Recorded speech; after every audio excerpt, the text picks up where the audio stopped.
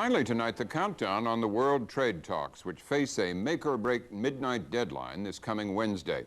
By then, more than 100 nations must agree to a vast set of new rules governing global trade, or risk a breakdown of the world's trading system. That system is called GATT, the General Agreement on Tariffs and Trade. And the GATT talks taking place in Geneva have pitted the United States against Europe on several issues.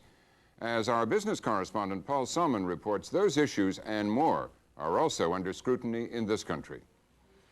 As we touched down in Minneapolis early last week, the details of the GATT trade deal were still being deliberated some 5,000 miles away. But the issues were hitting very close to home here in Minnesota.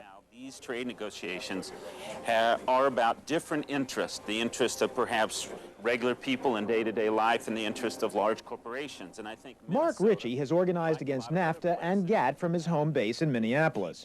He's a consultant to various groups and countries on alternative development strategies and offered to take us around town to make the case against GATT. Mr. KATZ. To balance the trade debate and rebut Ritchie, we brought in one of George Bush's chief GATT negotiators, Ambassador Jules KATZ, now a trade consultant in Washington. Now, as they make their way to the first stop, please bear with us for a short digression on GATT itself.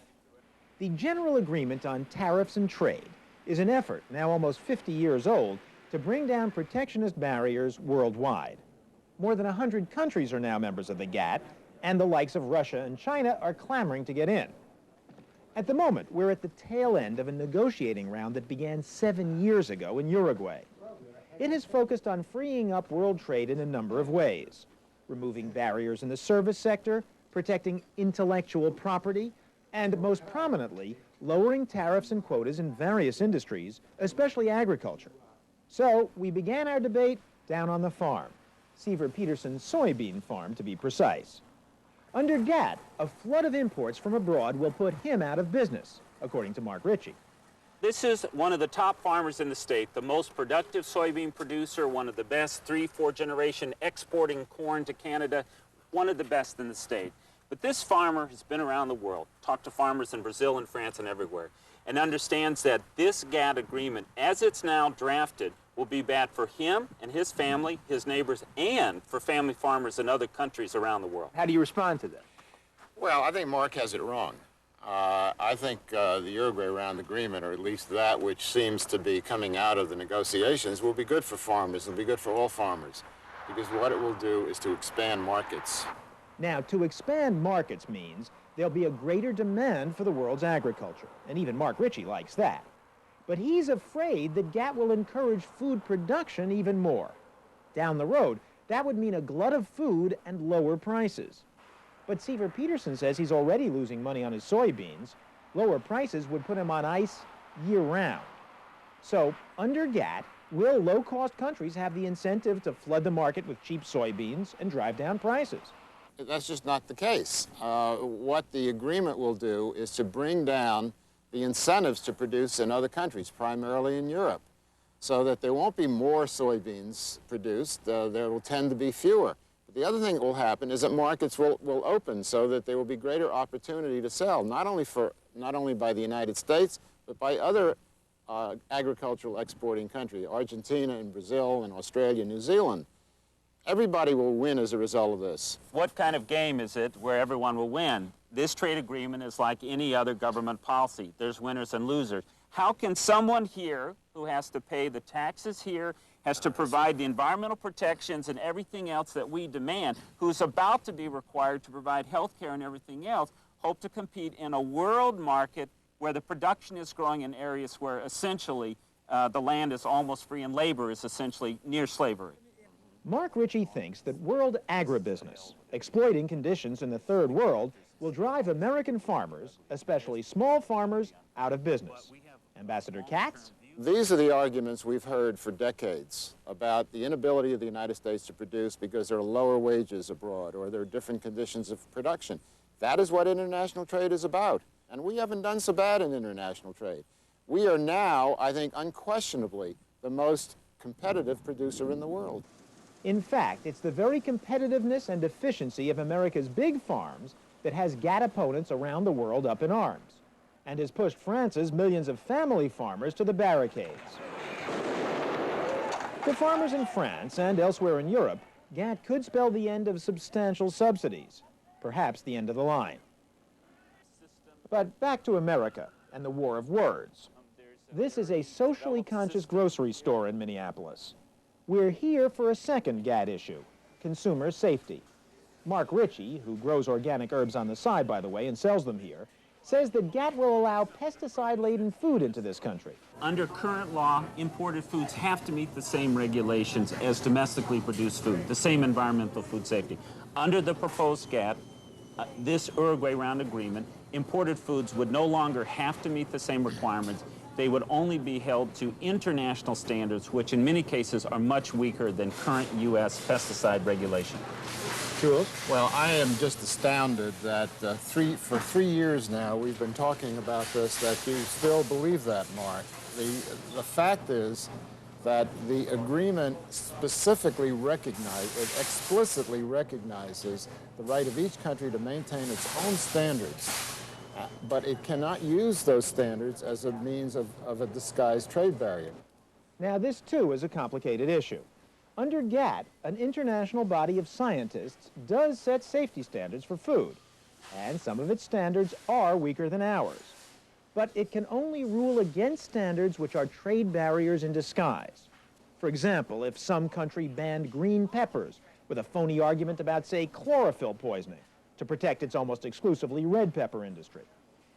The underlying conflict is over how much sovereignty to cede to an international group. Jules KATZ and company trust the process. Mark Ritchie and friends do not. I believe that things like food safety are best taken care of in the local community at the closest to the ground possible, not overseas. And they will be. And they will be. Now, these two could go at it forever, and they almost did, inundating us with details from milk hormones to tuna labeling. But to get through the main points of GATT, we have to move on. To 3M, one of Minnesota's top exporters and most innovative firms. 3M cares about a third issue, known as intellectual property protection. And 3M speaks for itself. How important is the intellectual property aspect of it? It's a key aspect of it. Another thing that's, we don't just make one product and then that's the only product. We continually come out with new products. And as we come out with new products, those patents and intellectual property is a critical part of it. In fact, more than a quarter of 3M's sales comes from products introduced in just the past 4 years. With this patented super bright material for highway signs, for instance, the worry is international pirating of 3M's brand name and patents. GATT would now help protect such intellectual property and try to bring at least some of the piracy to a halt. Okay, so we've covered agriculture, food safety, and intellectual property. There are plenty of other issues. The outline alone is some 500 pages long, but we're going to look at only 2 more. One is the growing potential for world trade in services, now 70% or more of the U.S. economy. If, as advertised, GATT opens world markets to U.S. banks, insurance companies, and the like, almost everyone agrees it could be a real boost for our economy. And then there's another issue that's proved a major and glamorous sticking point. It turns out that if the world's trading partners lose this round of GATT, they may have lost it at the movies. La part du GATT. The Dead Poets Society, one of France's top-grossing movies, is specially taxed as a foreign film. Even more restrictive are rigid quotas on non-European TV programming. Now, even Americans may sympathize with the French for limiting how much of this stuff gets on their air, in the name of sovereignty or just good taste. These are discriminatory trade barriers, however, against one of America's top export industries, which runs a trade surplus of about $4 billion a year. But back to our debate, where Jules KATZ had agreed to take on, at a local union hall with extremely long corridors, an entire anti-GATT coalition. As you'll see, however, something larger than a trade pact emerged as the issue. A fundamental opposition of economic philosophies, right versus left. To Mark Ritchie and his fellow critics, GATT's defenders are really a symbol of free market capitalism run amok. You've got these plans that are made by the people up here that is very beneficial for them, very beneficial for the profits of corporations, and screws the rest of us. Activist Larry Weiss has seen his constituents lose their jobs in recent years. But Jules KATZ thinks GATT is a long-term answer to the job problem. Overall, we'll gain jobs. There's no doubt in my mind about that. What I can't say is exactly what sectors that will be. Yeah, but let's take Boeing and Caterpillar, which are the big companies who've increased their exports. Both of them have cut jobs in half in the last decade. So apparently, more exports might lead to less jobs in this country, but certainly more imports, particularly in textiles and autos, will certainly lead to more unemployment. Well, let me say that you can't look at this in terms of a single company or even a single sector. But people work in a company. Their job is in a place. You're absolutely right. So the people of this nation have to think about GATT and NAFTA from the perspective of themselves, their families, their jobs, their communities. That's what trade agreements are all about in day-to-day life. From Mark Ritchie to Ross Perot, the trade debate has turned into a symbol for what's wrong with the world. I understand the concerns about how individuals are affected, individuals and companies and communities. But that is not the result of trade agreements. It's the result of the whole set of things. You were right about that. It's not just the trade agreements, it's the whole set of policies. But the problem is the people at the top who suffer nothing, who only gain out of this, make all these decisions, and everybody else who suffers is supposed to bear it willingly. And people are not willing to do that anymore. It's a manifestation of what is happening in the world at large. We are a part of the world economy now. We can't isolate ourselves from the world economy. Nobody's suggesting isolation, but what kind of global economy? Do we want a global economy? And what we do is we set up maquiladora plants all throughout the world. We drive farmers off the land so that they have to either be unemployed people digging in garbage dumps in the cities, or else they go to these maquilas and work for 50 cents an hour or 30 cents an hour or something like that while their kids starve to death. Is that the kind of world economy we want? You're building this in with these trade agreements. You've heard the rhetoric. There are images that go with it. When garment workers in the Philippines, for example, struck for higher wages, the police struck back, putting something of a damper on the union movement for all to see. Or consider Thailand, one country among many in which young girls like these work un-American hours at un-American wages. It may seem unfair to juxtapose such footage with the arguments in favor of freer trade, but Jules KATZ has a response. What we're dealing with here are basically trade agreements. We're not dealing with all of the problems of the world. We're not dealing with poverty and social issues, and I know you think we should, but there's a limit to what you can do. Basically, what we're trying to do is to enable the United States economy to prosper in an increasingly smaller global economy in which we have to compete. To Jules KATZ and others, America simply has no choice. GINNY Yingling of the Sierra Club begs to differ. We have one of the largest economies in the world. People want to trade with us. Why the hell can't we say, yes, we'll trade with you, but there are certain values we will not sell away for profits to the multinationals. We can do that. People want to trade with us. This is our big opportunity to make some changes in the way this world is run instead of continuing to exploit poor people who need a job so desperately they'll do anything for as little as they can and continuing to exploit the environment until it can't sustain life. What you're suggesting then is that we just withhold economic benefits from them so that they can continue to suffer until they come around to our way of doing things. That just isn't acceptable. Now, it was evident by this point, if it wasn't perfectly clear from the get-go, that neither side was going to persuade the other. And indeed, the debate chugged on. Jules KATZ tried to use Minneapolis's monumental Mall of America to squeeze in one last point. We're all consumers, so we benefit from free trade's lower prices and innovative products. Legos, for example, come from Denmark. Now, this is imported technology. Right. So how does it has enriched our life and the lives of our children. Mark Ritchie, of course, had an answer. A consumer without a job may not be buying many Legos this year at any price. In the final analysis, the GATT negotiations themselves have been about specifics, in this industry or that one, in one country or another.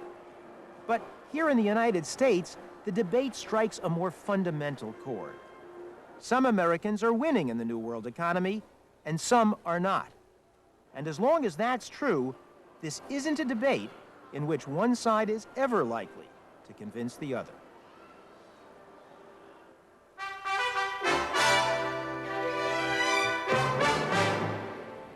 Again, the major stories of this Monday: an ultra-nationalist party was leading in early parliamentary election returns in Russia, but President Yeltsin won voter approval for a new constitution which enhances his powers.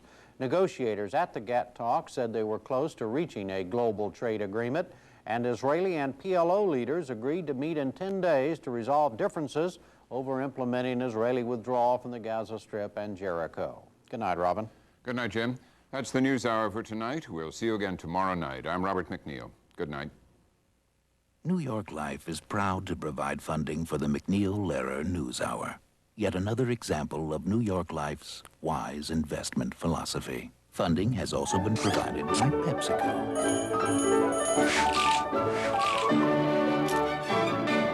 PepsiCo. And by the Archer Daniels Midland Company. ADM, supermarket to the world. And by the Corporation for Public Broadcasting, and by the annual financial support from viewers like you.